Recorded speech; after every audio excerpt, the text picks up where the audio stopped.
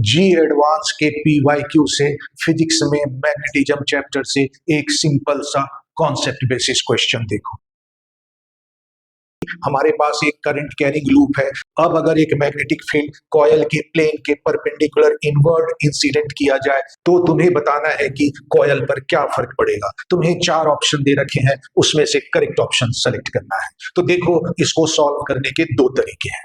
तो पहला प्रोसेस है कि हमें पता है कि कोई भी करंट लूप मैग्नेटिक डायपोल की तरह बिहेव करता है, और कोई भी मैग्नेटिक डायपोल अगर मैग्नेटिक फील्ड में रखा है तो उसमें पोटेंशियल एनर्जी आ जाएगी। तो मैग्नेटिक डायपोल की जो पोटेंशियल एनर्जी है उसका फॉर्मूला -mv cos थीटा होता है। थीटा जहां पर m और b के बीच का एंगल है, b की डायरेक्शन प्लेन के परपेंडिकुलर इनवर्ड है और m की direction right hand thumb rule से दिया जाता है। तो अगर करंट जो है यहाँ पर क्लॉकवाइज डायरेक्शन में है तो m की डायरेक्शन भी परपेंडिकुलर इनवर्ड होगी, मतलब m और b के बीच एंगल थीटा 0 डिग्री होगा तो cos 0 1 हो जाएगा।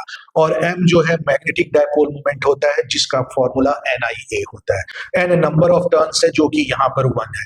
अब किसी भी केस में सिस्टम की टेंडेंसी होती है कि पोटेंशियल एनर्जी को हम मिनिमम कर दें। अब क्योंकि I और B तो कांस्टेंट है तो एरिया ही चेंज हो सकता है। तो एरिया जितना बड़ा होगा पोटेंशियल एनर्जी उतना ज्यादा निगेटिव होगा और उसकी वैल्यू उतनी ही कम होगी। इसका मतलब लूप की टेंडेंसी एरिया को बड़ा करने की होगी, मतलब लूप की टेंडेंसी जो होगी वो एक्सपेंड होने की होगी। तो ऑप्शन डी करेक्ट है।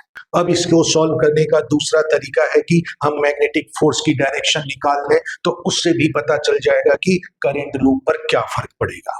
तो क्योंकि करंट लूप का हर करंट एलिमेंट मैग्नेटिक फील्ड में रखा हुआ है तो वह मैग्नेटिक फोर्स एक्सपीरियंस करेगा, और मैग्नेटिक फोर्स की जो डायरेक्शन है वह जो है हम फ्लेमिंग के लेफ्ट हैंड रूल से निकाल सकते हैं। तो समझने के लिए मैंने 4 पॉइंट पे करंट की डायरेक्शन दिखाया है। तो फ्लेमिंग का लेफ्ट हैंड रूल यूज करते हैं। तो 4 फिंगर देखो मैग्नेटिक फील्ड की डायरेक्शन में इनवर्ड है, मिडिल फिंगर देखो करंट की डायरेक्शन में राइटवर्ड है, तो जो थंब है वह फोर्स की डायरेक्शन बता रहा है जो कि अपवर्ड होगा।